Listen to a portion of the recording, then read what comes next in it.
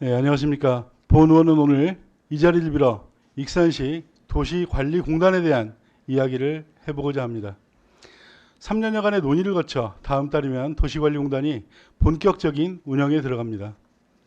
공단 설립에는 수많은 우여곡절이 있었으며 찬반 의견도 팽팽하였습니다. 찬성 측에서는 효율적인 조직 운영과 예산 절감을 제시하였고, 반대 측에서는 조직의 비대화와 방만한 운영을 우려하였습니다. 이에 공단 설립을 위한 조례가 2번의 보류와 1번의 부결 등 진통 끝에 의회를 통과할 수 있었습니다.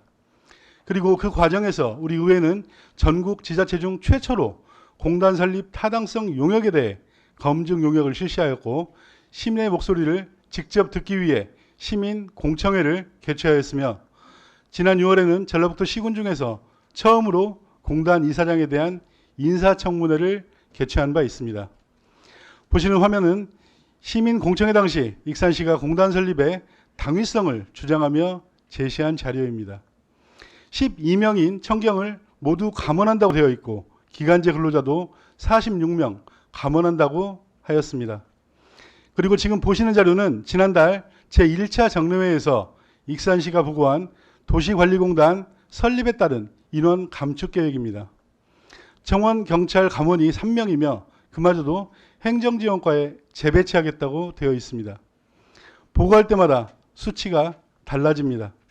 당초 익산시는 공단으로 관리 전환되는 문화체육센터, 국민생활관 등 8개 시설에 현재 127명이 근무하고 있지만, 공단 체제에서는 98명이면 충분하다고 시민들을 설득하였습니다.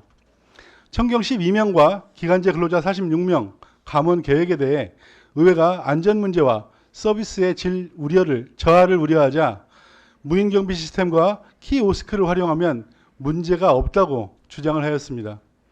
또한 타 지자체의 사례를 보면 공단 출범 이후 조직의 비대화 현상이 비일비재하다는 점을 누누이 지적했음에도 불구하고 우리 시는 다르다고 강변했었습니다. 하지만 지금 상황은 어떻습니까? 공단이 출범하기 전부터 우려가 현실이 되어가고 있습니다. 당초 총 98명이면 충분하다던 후원 장담은 어디 가고 이제는 최소 113명이 필요하다고 합니다. 또한 공단의 출범으로 해당 사무에 종사했던 공무원들에 대한 감축 계획을 살펴보면 일반직 16명, 공무직 7명, 청원경찰 3명 등 총 26명의 인력을 감축하지 않고 다른 부서에 재배치할 계획이라고 합니다. 공단 출범으로 인한 감원 효과는커녕 오히려 26명이 늘어났다는 이야기입니다.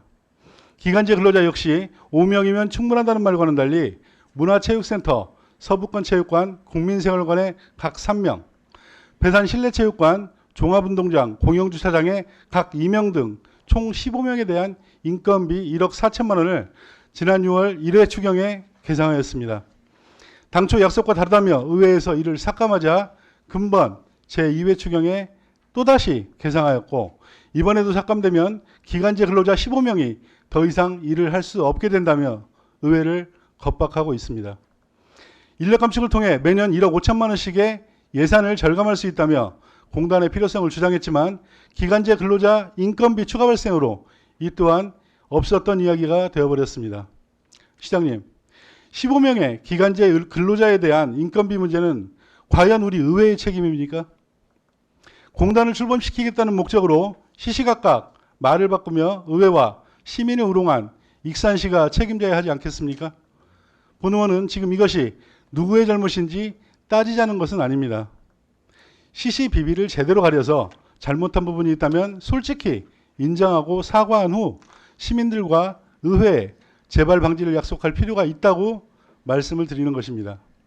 혹여라도 어차피 공단이 출범하게 되었으니 이전에 의회와 시민들에게 했던 약속이 차츰 묻혀질 것이라고 생각하시는 일이 있어서는 절대 안 된다는 점을 분명히 말씀드립니다.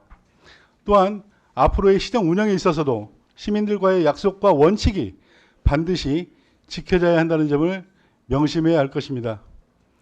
경청해 주셔서 감사합니다.